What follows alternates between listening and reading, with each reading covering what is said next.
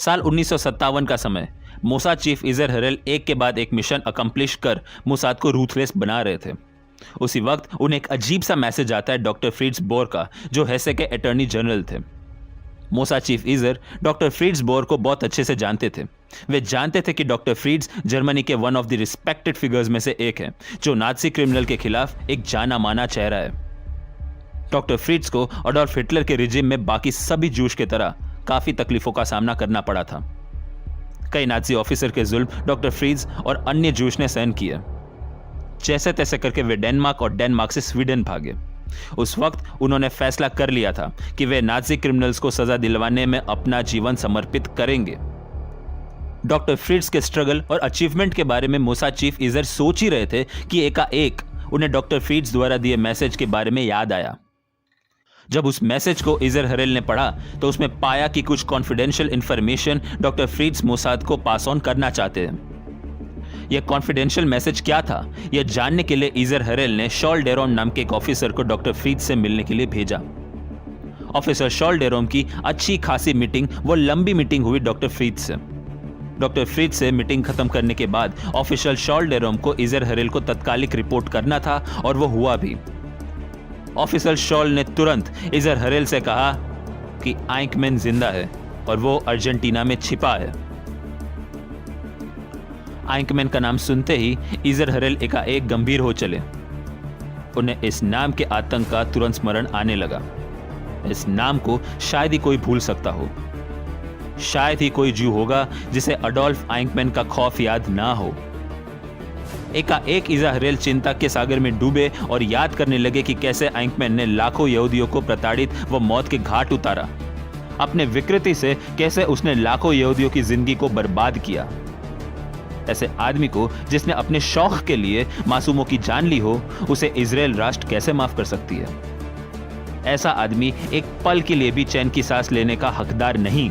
बस इसी सोच के साथ मोसाद चीफ इजर हरेल तैयार थे मोसाद को एक खतरनाक मिशन सौंपने के लिए। और मिशन था नाजी के नोटोरियस क्रिमिनल अडोल्फ आइंकमैन को जिंदा या मुर्दा इजराइल वापस लाने का। जितना यह मिशन चैलेंजिंग दिख रहा था, उससे कई गुना ज्यादा खतरनाक व फिल्मी काइंड यह मिशन होने वाला था। आखिर Mossad one of the biggest Nazi criminal को कैसे पकड़ने वाली थी, जानने के लिए बने रहिए आज के इस एपिसोड में।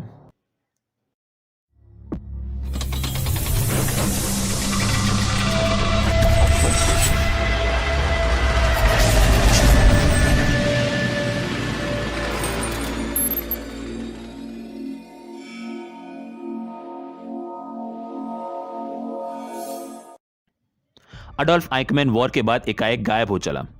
अलग अलग सूत्र अलग अलग देशों में आइंकमैन के होने का दावा कर रहे थे, जैसे Syria, Egypt, Kuwait, south America वगैरह। परंतु अब डॉक्टर फ्रिट्ज के मुताबिक वो अर्जेंटीना में छिपा है। ऑफिसर शॉल डेरोम ने डॉक्टर फ्रिट्ज के साथ हुई मीटिंग के बारे में आगे बताया कि दरअसल डॉक्टर फ्रिट्ज ने कुछ दिनों पहले अर्जेंटीना से एक लेटर रिसीव किया था।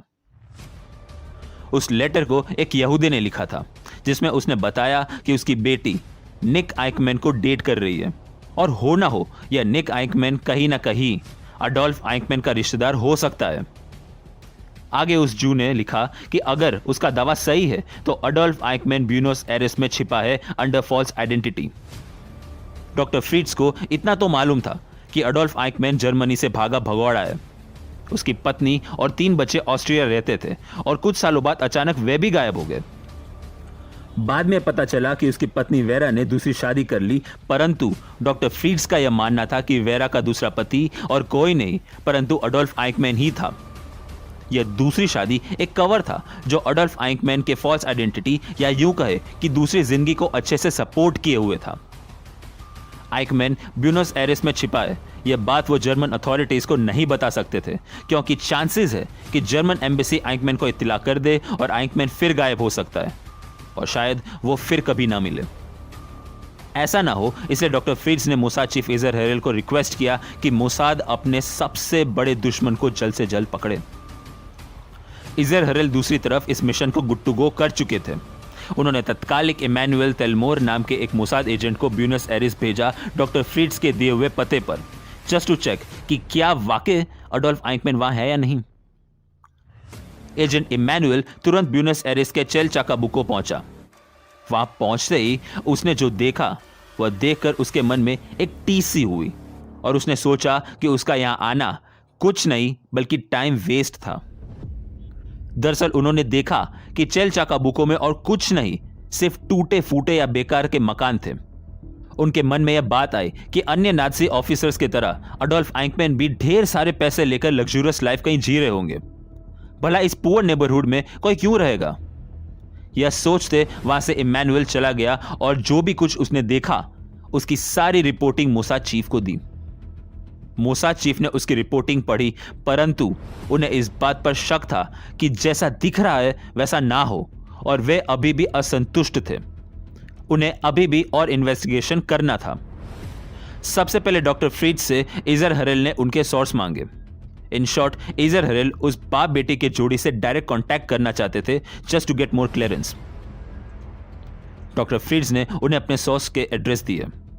इस सोर्स का नाम था लोथर हर्मन, जो ब्यूनस एयर्स से 300 मील दूर कॉर्नल सोर्स में रहता था। फरवरी 1958 कॉर्नल सोर्स टाउन में एक अननोन विजिटर आया। इस अननोन विजिटर का नाम इफ्रेम हॉफस्टर था और इफ्रेम दरअसल तेल अवीव पुलिस का हेड ऑफ इन्वेस्टिगेशन था, जो अर्जेंटीना में उस वक्त हो रहे इंटरपोल कॉन्फ्रेंस में शामिल था। इजर हरेल ने लोथर हर्मन से बात करने के लिए इफ्रेम हॉस्टर को चुना। इफ्रेम लोथर हर्मन के घर पहुंचा। लोथर ने सबसे पहले उसकी बेटी सिल्विया से इफ्रेम को इंट्रोड्यूस करवाया। सिल्विया बेहद खूबसूरत और अट्रैक्टिव लड़की थी। आगे लोथर ने इफ्रेम को सब कुछ बताना शुरू कर दिया। उसके अनुसार सिल्विया और निक आइंकमैन रिलेशनशिप में थे।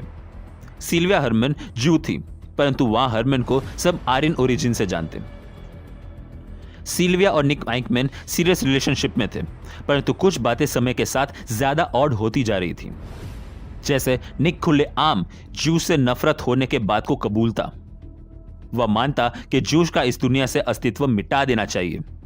निक साथ ही साथ बड़बोला किस्म का व्यक्ति था। बातों बातों में उसने यह तक कह डाला कि उसके पिताजी एक जाने माने नाज़ी ऑफिसर थे। एक बात और बहुत ही ऑड सिल्विया को लगी, और वह यह कि दोनों रोमांटिक लेटर शेयर किया करते थे, परंतु सिल्विया को निक ने कभी अपना एड्रेस न दिया। सारे लेटर्स उसके फ्रेंड के घर पहुंचते, वह सारे लेटर्स का जवाब भी निक अपने फ्रेंड के एड्रेस से ही देता। निक कभी भी सिल्विया को अपने घर न ले गया। यह सारी बात सिल्विया ने अपने पिता लोथर हर्मन से शेयर की। लोथर हर्मन बात के तह तक जाना चाहते थे। जैसे तैसे करके सिल्विया और हर्मन ने निक के एड्रेस का पता लगाना शुरू किया। दोस्तों से वाया वाया पूछते निक का एड्रेस मिल गया। लोथर हर्मन ने इफ्रेम को पक्का दावा किया कि हो ना हो निक अडोल्फ आइंकमैन का ही बेटा है, और तो और हर्मन उसके साथ उस एड्रेस पर वापस जाकर इन्वेस्टिगेशन करने तक को तैयार है। इफ्रेम ने हर्मन के साथ प्राइमरी इन्वेस्टिगेशन कंटिन्यू की और कुछ दिनों बाद रिपोर्ट लेकर मोसाद चीफ इजर हरेल के ऑफिस पहुंच गए। उस रिपोर्ट के अनुसार इफ्रेम ने बताया कि चेल चाकाबुको में जो घर था वह घर 10 साल पहले फ्रांसिस्को श्मिट ने बनाया था और उसमें अब 2 फैमिली रेंट पर रहती है। वे 2 फैमिली थे, डागुटो और क्लेमेंट। हो ना हो फ्रांसिस श्मिट ही आइंकमैन है और यह 2 फैमिली डागुटो और क्लेमेंट उनके कवर्स हैं। इस बात को कंफर्म करने के लिए इजर हरेल ने अर्जेंटीना में स्थित एक इन्फॉर्मेंट को इस बात को कंफर्म करने भेजा, और कुछ दिन बाद उस इन्फॉर्मर के रिपोर्ट ने कहानी में नया ट्विस्ट लाया। उस रिपोर्ट के अनुसार फ्रांसिस्को श्मिट आइंकमैन न था और फ्रांसिस्को नाम का कोई व्यक्ति कभी चेल चाकाबुको रहा ही नहीं। इजर हरेल निराश हुए।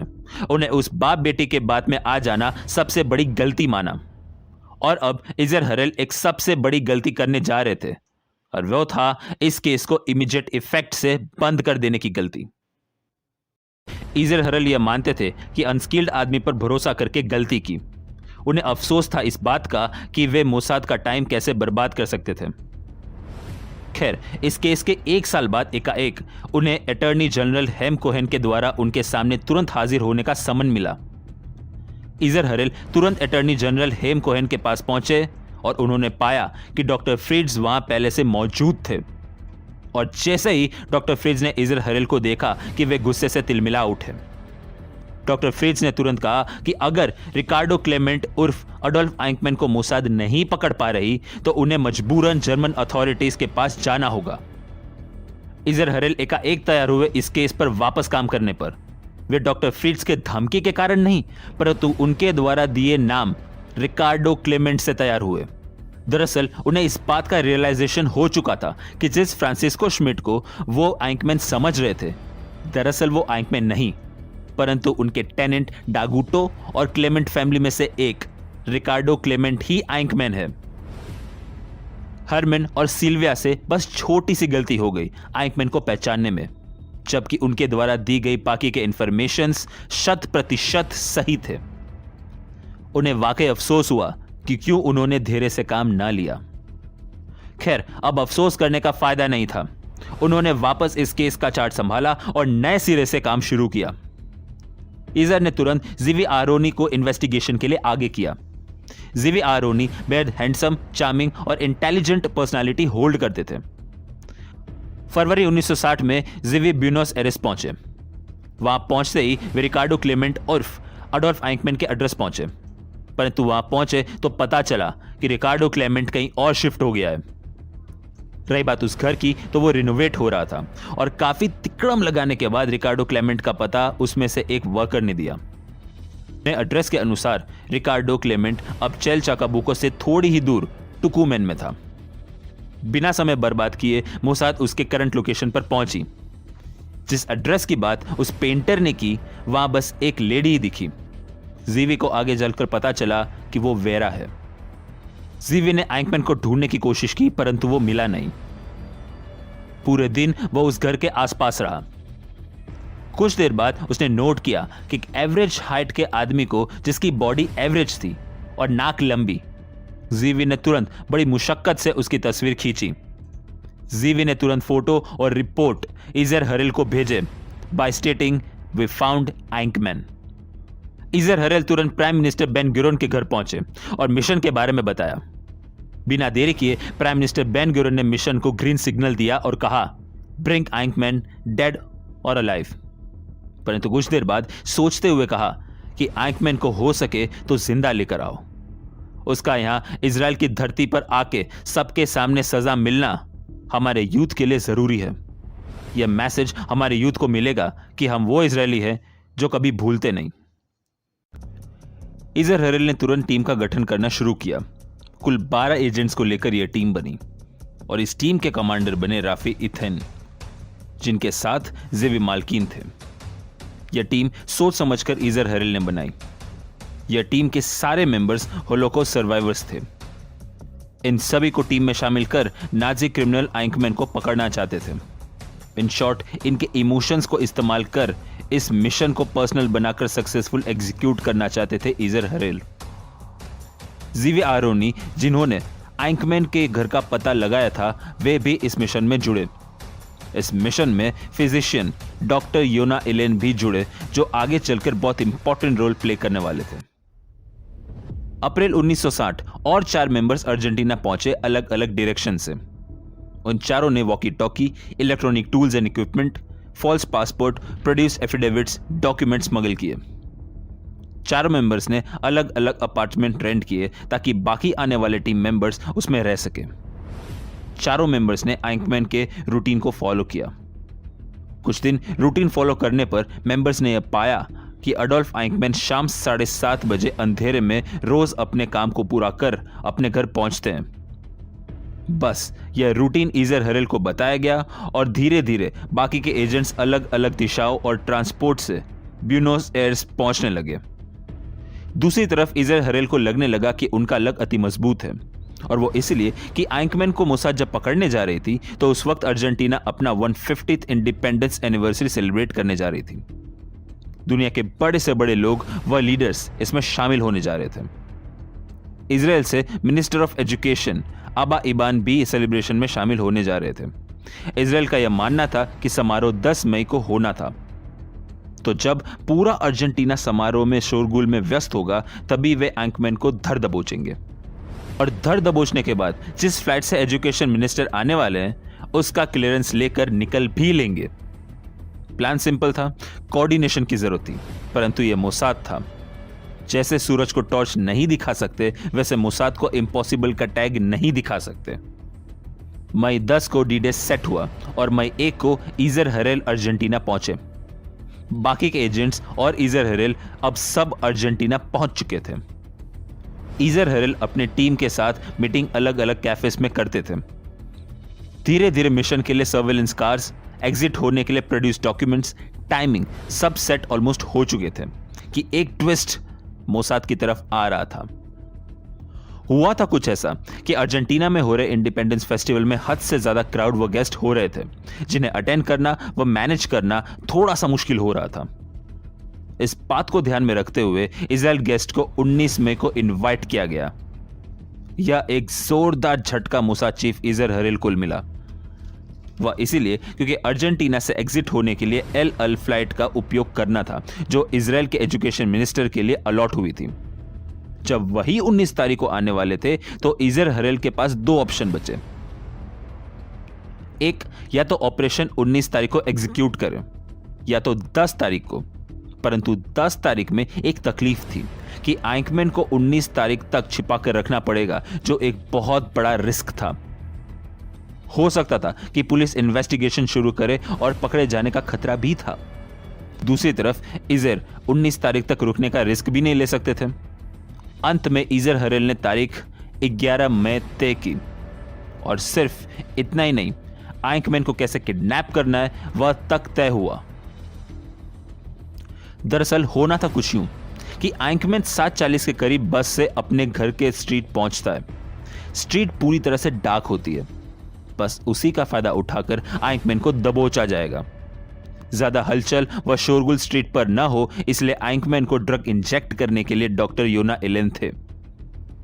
आइंकमैन को कार में बिठाकर सेफ हाउस तक ताबड़तोड़ पहुंचाना था। इजर हरेल के साफ साफ इंस्ट्रक्शंस थे कि अगर हम पकड़े भी जाए, फिर भी आइंकमैन को अपने पकड़ से जाने नहीं देंगे, चाहे कुछ भी हो जाए। मोसाद तैयार थी आइंकमैन को पकड़ने के लिए। यह पूरा खेल अब टाइमिंग्स पर था। जरा सा भी गड़बड़ या टाइमिंग्स में उलटफेर सब कुछ बर्बाद कर सकता था। आइंकमैन को इजराइल कैसे ले जाया जाए, यह चैलेंज तो था ही, पर उससे भी पहले यह चैलेंज था कि मोसाद के पकड़ में आइंकमैन कैसे और कितने मुश्किलों का सामना करके आएगा। कुछ दिन बीते तैयारियों में, और देखते देखते डी-डे आ ही गया, और वह था 11 मई। सुबह से ही मोसाद टीम एक्शंस में आ गई। ऑपरेशनल यूनिट अपने प्रिपरेशन पूरी कर चुकी थी और धीरे धीरे सारे मेंबर्स ने अपने ट्रेसेस मिटाकर अपार्टमेंट खाली किए। सभी एजेंट अलग अलग लुक्स में थे, कुछ फॉल्स मुस्टाच, कोई बियर्ड, फीमेल एजेंट मेकअप और विग के साथ अपने पूरे हुलिये को चेंज कर चुके थे। इन शॉर्ट, ये सारे एजेंट्स जिस लुक से अर्जेंटीना आए थे, उससे बिल्कुल अलग तैयार होकर निकले थे अपने दुश्मन को पकड़ने। और दूसरी तरफ इजर हरेल अलग अलग कैफेज में जाकर अलग अलग एजेंट से मिल रहे थे। दोपहर 1 बजे कमांडर राफे इथेन अपनी टीम से मिलकर फाइनल इनपुट्स तैयार कर रहे थे। सारा अर्जेंटीना जश्न के माहौल में डूबा हुआ था। दोपहर 2:30 बजे एजेंट्स उन कार को अरेंज कर चुके थे जिसमें अडोल्फ आइंकमैन को किडनैप करना था। इसके बाद दोपहर 4:30 बजे एजेंट्स अपने प्रोड्यूस डॉक्यूमेंट्स, पेपर्स को तैयार करने लगे। इसके बाद शाम 6:30 बजे 2 अलग अलग कार आइंकमैन के घर के स्ट्रीट पर तैनात हुए। दोनों गाड़ियों में 4 एजेंट्स थे। उसमें से जिस गाड़ी में आइंकमैन को किडनैप करना था, उसमें राफे इथेन मौजूद थे, जिसे ड्राइव जीवी आरोनी करने वाले थे। धीरे धीरे अंधेरा होने लगा और टेंस सिचुएशन का माहौल बना हुआ था। शाम 7:40 को एक बस पहुंची। सभी मेंबर्स तैयार थे आइंकमैन को दबोचने के लिए, but to everyone surprise, Adolf उस बस से उतरा ही नहीं। 7:40 को रूटीन को अगर देखा जाए तो अडोल्फ को उसी बस से उतरना था, परंतु वैसा हुआ नहीं। मोसाद एजेंट्स ने धैर्य बरता और 10 मिनट बाद यानी 7:50 को दूसरी बस आई। इस बार अडोल्फ आइंकमैन बस से फिर नहीं उतरा। टेंशन के मारे मोसाद एजेंट्स की हालत टाइट होती जा रही थी। इजर हरेल के प्लान अनुसार अगर 8 बजे तक आइंकमैन पकड़ा न जाए तो मिशन अबॉर्ट कर देना था, परंतु कमांडर राफी इथेन ने 8:30 बजे तक राह देखने के ऑर्डर दिए। शाम 8:10 पर भी एक और बस आई, परंतु इसमें भी आइंकमैन दिखा नहीं। लेकिन एकाएक एजेंट एवरोम शेलोम जो दूसरी कार में थे, उन्होंने राफी इथेन को इशारा किया। राफी इथेन ने पाया कि एक थका हुआ आदमी अंधेरे को चीरते आ रहा है और वह और कोई नहीं पर अडोल्फ आइकमैन ही था। सारे एजेंट्स एक साथ अलर्ट मोड पर आ गए थे। जैसे बस निकली कि एकाएक सभी आइकमैन पर चढ़ पड़े और घसीटते हुए कार में बिठा दिया। इससे पहले कोई इस बात पर रिएक्ट करता कि ताबड़तोड़ सारे एजेंट्स मेन रोड के थ्रू आइकमैन को लेकर भाग खड़े हुए। ड्राइव करते करते गाड़ी को आउटस्कर्ट ले जाया गया। रात 9 बजे के करीब आइकमैन और मोसाद एजेंट्स एक सेफ हाउस पहुंचे, जहां आइकमैन को छिपाया जाना था।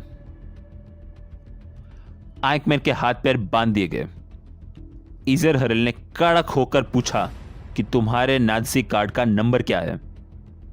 डरा हुआ आइकमैन पोपट की तरह बोल उठा, 45326।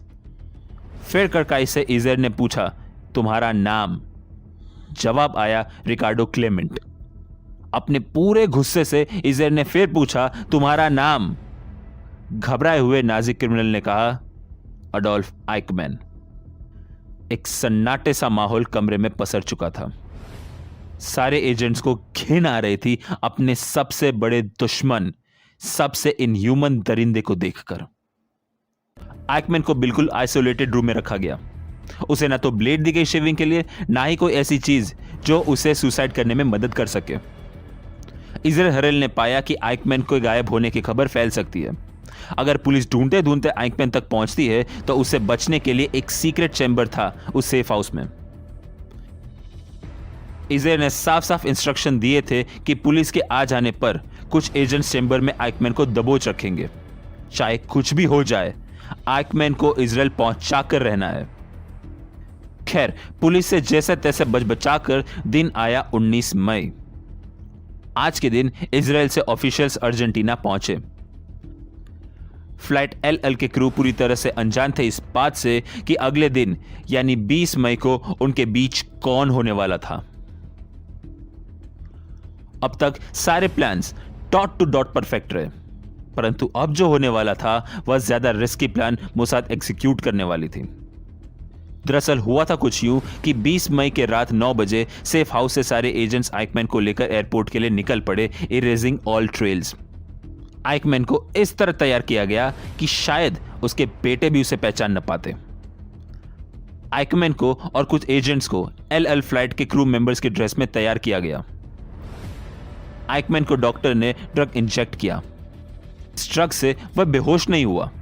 इसे कुछ इस तरह से इंजेक्ट किया गया कि वो सहारा लेकर चल सकता था, पर अपने सेंसेस में न था। जीवी आरोनी कार चला रहे थे जिसमें आइकमैन को इंजेक्ट करके बिठाया गया था। दूसरी तरफ इजर हरेल ने सबसे आखिरी में एग्जिट होने का प्लान बनाया। वो चाहते थे कि पहले सारे एजेंट्स सेफली पहुंचे। रात 11 बजे एजेंट्स और आइकमैन एयरपोर्ट पहुंचे। इजर हरेल ने 3 अलग अलग कार्स की व्यवस्था की जो सारे एजेंट्स और एल के क्रू मेंबर्स को प्लेन तक पहुंचाएगा। एयरप्लेन के पास पहुंचते ही आइकमैन को 2 एजेंट्स ने सहारा देकर एयरप्लेन पर बिठाया। आइकमैन के पास 2 यूनिफॉर्म वाले एजेंट्स को बिठाकर सोने की एक्टिंग करवाया, ताकि मान लो ऑफिसर्स डॉक्यूमेंट चेक करने आए तो बाकी के एजेंट्स यह कह सके कि नेक्स्ट शिफ्ट होने की वजह से वे अभी आराम कर रहे हैं। इमिग्रेशन और कस्टम चेक के बाद जब इजर ने पता लगा लिया कि कोई प्रॉब्लम नहीं, तो वे भी फटाफट फ्लाइट में बैठने के लिए पहुंच गए। आइकमैन अपने होश में न था और सारे एजेंट्स चिंता में थे कि बस एक बार फ्लाइट टेक ऑफ कर ले। इतनी टेंशन, मेहनत, तिकड़म के बाद फ्लाइट को क्लियरेंस मिल जाता है और फ्लाइट रवाना होती है इजराइल के लिए। मई 21 को इजर हरेल प्रधानमंत्री के पास पहुंचे। प्रधानमंत्री बेन गुरियोन ने पूछा कि तुम कब आए? इजर हरेल ने जवाब देते हुए कहा, 2 घंटे पहले। बेन गुरियोन ने तुरंत पूछा, वो कहां है? इजर ने जवाब दिया, आइकमैन इजराइल के धरती पर है, हमारे बीच। बेन गुरियोन यह सुनकर कुछ न बोल पाए। ना वो हंसे, ना वो रोए। शायद वे ब्लैंक हो चुके थे। उस वक्त उनके मन में जो पीड़ा व सुकून का भाव जो उन्हें मिल रहा होगा, वह शायद कोई बयान नहीं कर सकता। 21 मई शाम 4 बजे बेन गुरियोन ने पब्लिकली अनाउंस किया कि अडोल्फ आइकमैन हमारे कब्जे में है, हम जल्द से जल्द उस पर मुकदमा शुरू करेंगे। यह न्यूज जो प्राइम मिनिस्टर ने दी उसने सारे इजराइल को शॉक में डाल दिया।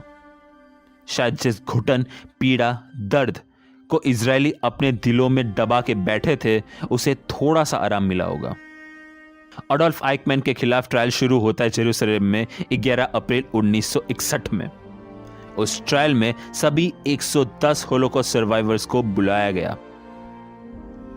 उन सभी 110 जूस ने उस दर्द को फिर से महसूस किया। अपने सगे, प्रियजन, परिवार वालों को मरते, गिड़गिड़ाते, तड़पते, रोते, बिछड़ते देखा था इन सभी ने। आइकमैन मुंह लटकाए बैठा था। उसमें उतनी ताकत नहीं थी कि वो उन पीड़ितों से नजरें मिला सके। होलोकॉस्ट सर्वाइवर्स के आंखों में वो बेबसी, दुख, गुस्सा, शायद आंसू बनकर निकल रहे थे। ट्रायल को पब्लिकली रेडियो में प्रकाशित किया जा रहा था। 11 अप्रैल 1961 का वह दिन आज सभी जूश के लिए सुकून का दिन तो था ही, पर उस सुकून को पाने के लिए जो छटपटाहट उन्हें इतने सालों तक झेलना पड़ा, उसका दर्द भी था। दिसंबर 15, 1961 अडोल्फ आइकमैन को फांसी की सजा सुनाई। अडोल्फ ने अपील किया परंतु सुप्रीम कोर्ट से उसे रिजेक्शन ही मिला। रिजेक्शंस के बाद फाइनली 1 जून 1962 अडोल्फ आइकमैन को फांसी पर चढ़ाया गया। तो दोस्तों, यह कहानी थी मोसाद की। मोसाद के इस कहानी से यह पता लगता है कि इजराइल अपने पीड़ा को दबाना जानती है पर भूलना नहीं।